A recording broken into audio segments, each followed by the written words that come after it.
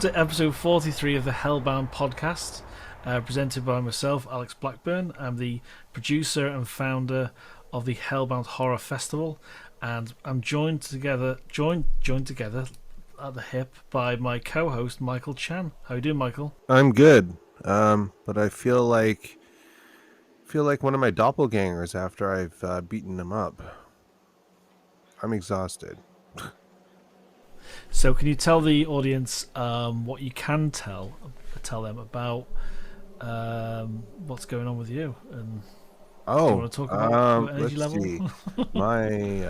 I have both kids at home right now because my daughter, her camp ended and her school starts in September. So we have both kids, and then we don't know from where or how or whatever they got hand, foot, and mouth disease, and that has been its own little nightmare. For as a parent, it's very difficult to watch your kids suffer, and this is just the bumps that come with it, and just my son isn't really eating properly, sleeping properly. It's horrific. Is there treatment they can have from the doctors, or is it something you've just got to Not kind of... really. You just, I mean, things like oatmeal baths and some lotion and stuff will kind of help them. We're giving my son, he's really young. He's 6 months old, so we give him like breast milk popsicles and stuff to help him because he has like bumps inside his mouth too, so it makes it very hard for him to breastfeed or to eat. So It must be in it's some things serious that pain numb, then. yeah, things that numb the pain is good. But yeah, that's and yeah, I don't have much sleep, so I sound like a zombie right now, which is appropriate for a horror podcast, right? I think we should talk about Jamie Foxx's new film on Netflix called Day Shift. What's the film about, Michael? It's about a dude who's a vampire slayer. Isn't he a pool cleaner? Isn't it like a Well, front for yes, being a pool he's cleaner or something? technically a pool cleaner. That's his cover for being a vampire slayer. It looks really intense, the kind of action scenes in that. Yeah, I think the guy who uh, did the choreography did, I think, one of the John Wicks or all the John. I don't know how many John Wicks he did, but action sequences. But it was, yeah, no, this movie just came out of nowhere. I didn't know what to expect. I saw that it was a new horror film on Netflix, and it had Jamie Foxx and Dave Franco and Snoop Dogg of all people, and I was like, okay, I'm intrigued. I'm very intrigued, and yeah, it's like it's good cheesy. It's funny. It's fast paced. Good development. Snoop Dogg was surprisingly good, and yeah, I enjoyed it. I think the only thing that I didn't enjoy was the main villain.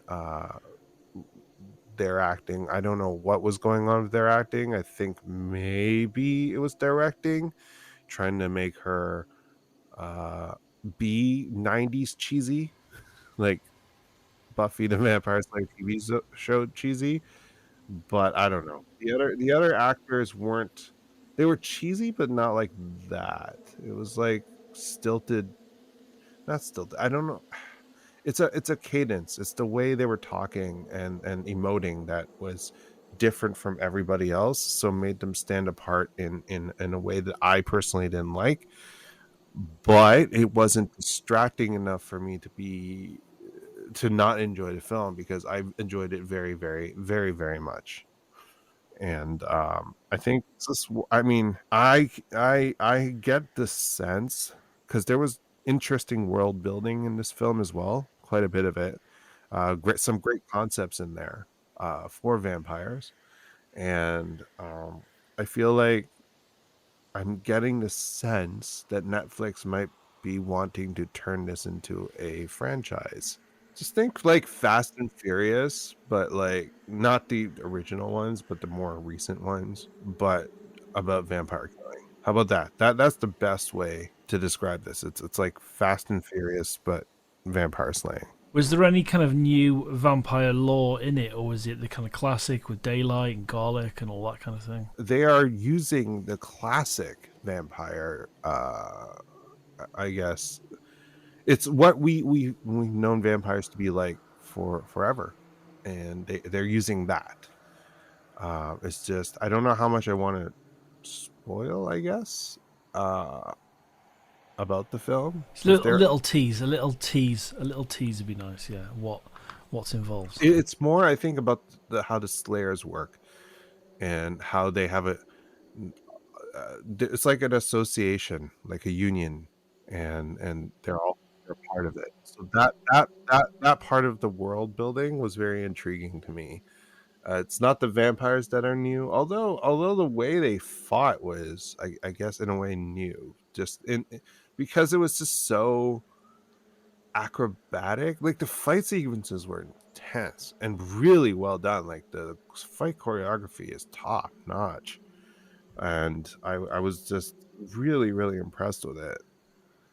I wasn't that part I definitely wasn't expecting. Like considering how cheesy it is for the fighting to be at that level is just like whoa. Yeah, it looks fun, man. It looks fun, and some things do just on Netflix just appear out of nowhere. Sometimes you can see their marketing a mile away for something massive, and then obviously this is a pretty, this looks like relatively big budget, and you've got a couple of big stars, if not just one huge star, and some things just disappear in the cracks when they're released online. When you've got millions and millions of viewers, 200 million viewers on Netflix, they're expecting things to get discovered not necessarily right away, and I think this might be one of them. And I really like the look of it. I remember seeing the teaser trailer with the older vampire when I think he's cleaning a pool outside, and then it just goes completely crazy. And it did interest me that the choreographers are John Wick based, so I'm quite looking forward to seeing how kills are dealt with. And it can't, obviously it just can't be just that. We're going to see character development and all that sort of thing. So I'll definitely be checking out Day Shift with Jamie Foxx. Yeah. What I wanted to talk to you about next is a little bit of an odd one, and it's kind of something I've been using recently. And it's during the original 2020 Hellbound Horror Festival, we had Alex Proyas as a guest judge, or a head judge, to pick best film. So thanks to Alex again for that.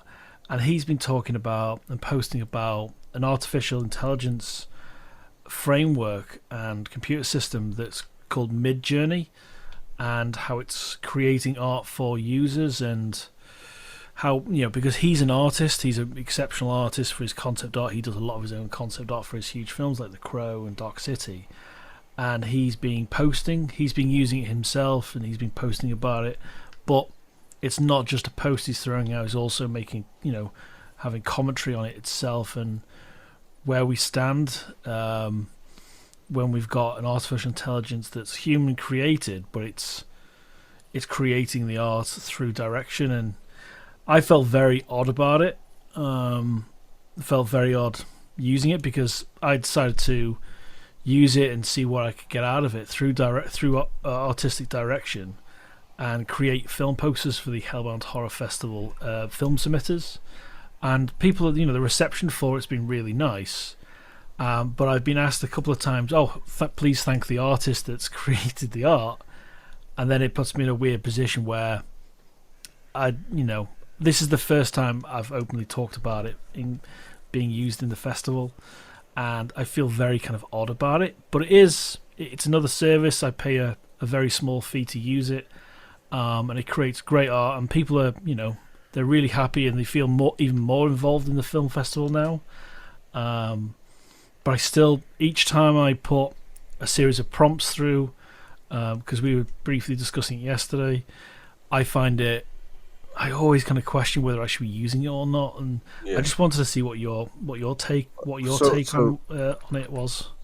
To give our listeners a little bit more context, MidJourney is the name of like a research lab, as well as the application they have created. the AI application they have created, which uses Discord as its main, I guess, interface, and you put in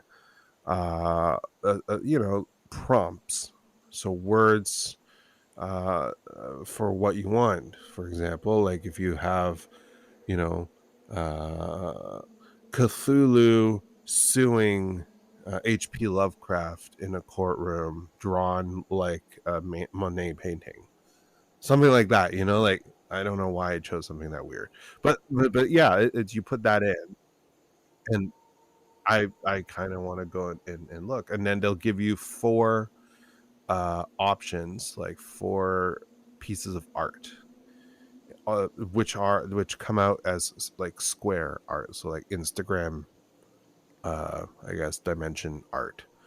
And the four options are different, and you can choose to use one of them, so you can enhance, like make upsize it and then render it to larger file size. You can also choose one of the four and say, I want variations of that. I like that one, can you give me variations? And it will.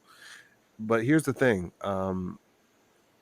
you first use it a limited amount of times for free. Then after that, once you use up your limit, you can subscribe, and then you'll be able to do more. And how do I feel? I okay, so I think it's fun as a kind of like a toy. I like seeing what happens when I make an AI make art, but at the end of the day, MidJourney itself is not really an artist. Sure, there are some humans behind the code. Sure, if you pay the subscription, you are paying some humans. But what worries me is I guess I went online and I was reading. I forgot which publication.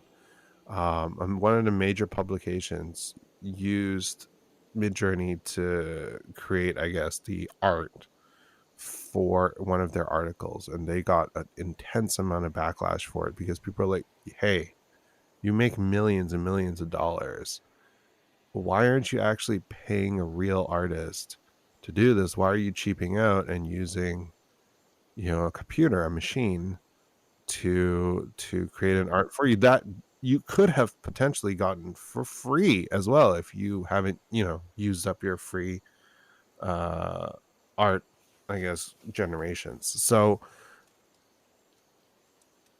I don't, I think it's fun to use, and in a pinch, like if you really just need something really quick and don't have time to wait, sure.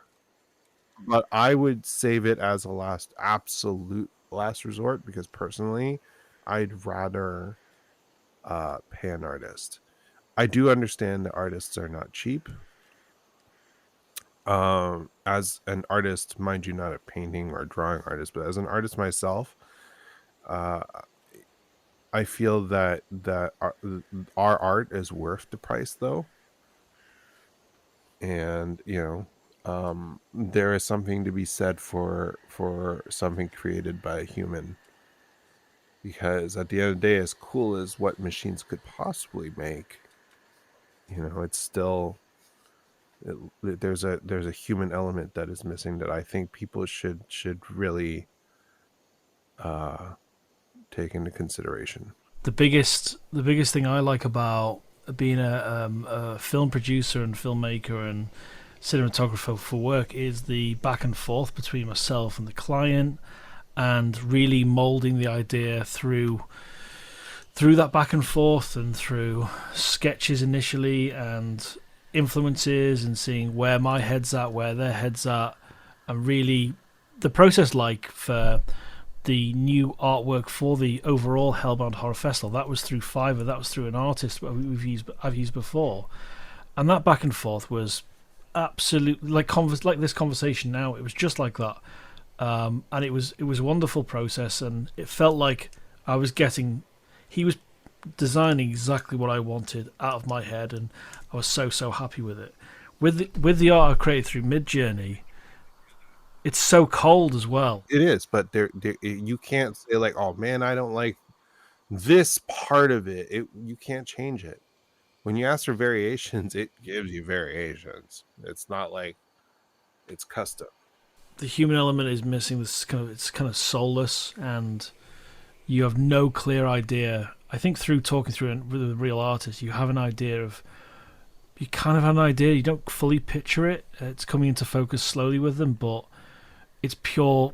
It is random. It is purely random tonally. There's so many different elements to it, and it's nowhere near. This is the whole automation discussion, right? The automation debate in the work industry. A lot of people don't really think about it in the art for the arts, right? People think about it for assembly lines, you know, not even automation, like just how you can underpay people. Like I don't know if you've heard of Freshie, which is a healthy fast food chain over here, at least in Canada, and some of the backlash they've been receiving over using instead of cashiers that are like people who are behind a till, they're now using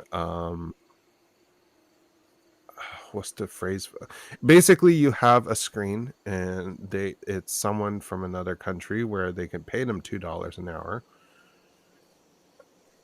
and you have this, they're still human but they're on a screen, and they take your order and put it through, and the human workers who are making the food then get a little slip and they put it together.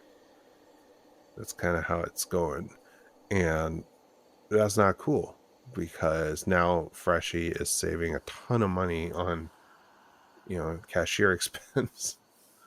But there are people being exploited in that, so that's not really automation, but that is still a use of technology to exploit, to make more money, and for exploitation, and that's the kind of debate we're in now. And MidJourney does actually fall into this whole tech and automation and replacement debate, because now the arts is being automated and being replaced by machines, and corporations can legitimately save tons of money, and that's not cool because they don't need to. Absolutely. And that was the thing for me, because on a personal level, when I discovered this and the discussion around it, I thought, oh, that's just I can't see myself ever using it. But then I realised what the potential was for someone that has zero budget, because the Hellbound Horror Festival there is no budget for it, or a very there's budget obviously for hosting of the website and all of that, and then it's just time, my time of in terms of production time, I have very little time, so I try and fit my marketing and everything around the festival and the admin around everything else I do, and it does tend to be around 2 hours minimum every day, even at weekends, to do with the festival, and it's a huge energy drain. And after the last one 2 years ago, I was seriously ill, and that was partially down to being so run down, and that's why there wasn't one last year, because I just didn't have the energy level, and I was still recovering from being in hospital. So it's and that's why I thought, right, let's try something simple. And for me, I found it's a great way kind of to interact with the filmmakers. But then I'll post about this episode so people can learn about who the artist is, or what the artist is, or that's following my prompts or my direction to create the posters, because I don't want to kind of hide away from it, and I have been asked who the artist is for some of these pieces of art, so I want to be honest with everyone. We as Hellbound should definitely be transparent about what we do, and for all the criticisms that especially that I'm making about AIs and all that, we are using it, and I think in this world discretion and is needed.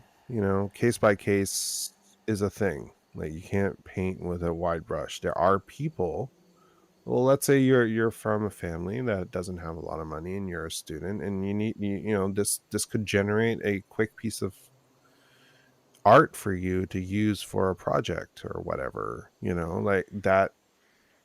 There is a place for it. I'm not saying it shouldn't exist. I'm just suggesting that maybe certain people or groups should not be using it. And this is just to create, for my example, it's just to create awareness for the films and to generate interest in the festival.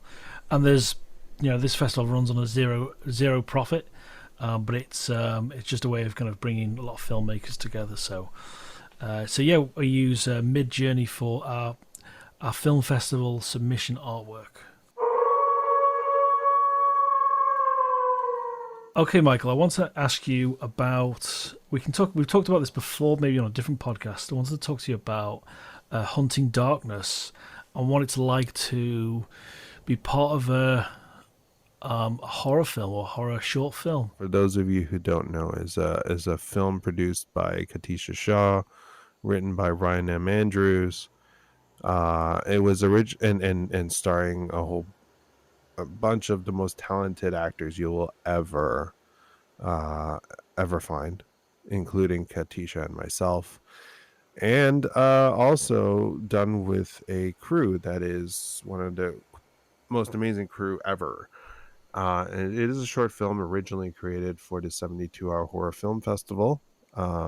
Unfortunately, because of the scale of the film, that we never actually were able to finish the film in time for the festival. However, we did finish it afterwards, and then now it's in the festival circuit, or starting to be in, and it's done well so far. But what's it like being in? So I love being in horror films, and I have a 16-year career and I've always wanted to do horror, but I could never really get myself booked in a horror role.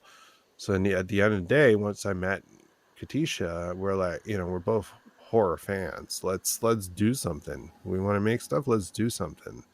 And so yeah, we started making horror stuff, and it's so much fun. It's hard work, but it's so much fun because there's just something so amazing about being creative about, I guess, death and fear, and all that comes with that. Like, it doesn't necessarily have to be gory when you do something horror. Like, currently we're doing some micro short films, and on zero budget. There's only so much you can do, but it's the horror element is fun to work with, because it takes such creativity, such imagination, especially in a world where so much has already been done. But Hunting Darkness itself was just extra special because of just how much we did on such a small budget with so little time. Like, we made a film with barely any money in just over 72 hours. Actually, last week we did it. Well, we filmed it in a day, but anyways, and somehow in post made it look like $1 million. Like, that's... Yeah, it looks fantastic. It really, really does. That's something that when I created the poster art for because it's part of the festival, but when I created the artwork for the fest for Hunting Darkness, could have been really simple to spoil the film, because there is a creature. We're not really hiding from that part, but it's just design. It was interesting, again, on zero budget, to sort out how to make this creature come to life. Well, I mean, we have an incredible makeup artist who was able to just bring this creature to life, and to get her in our film was just such a privilege, because you don't often at this budget get people like her with her talent level. So that was also really, really cool. And plus, we also borrowed a bunch of stuff,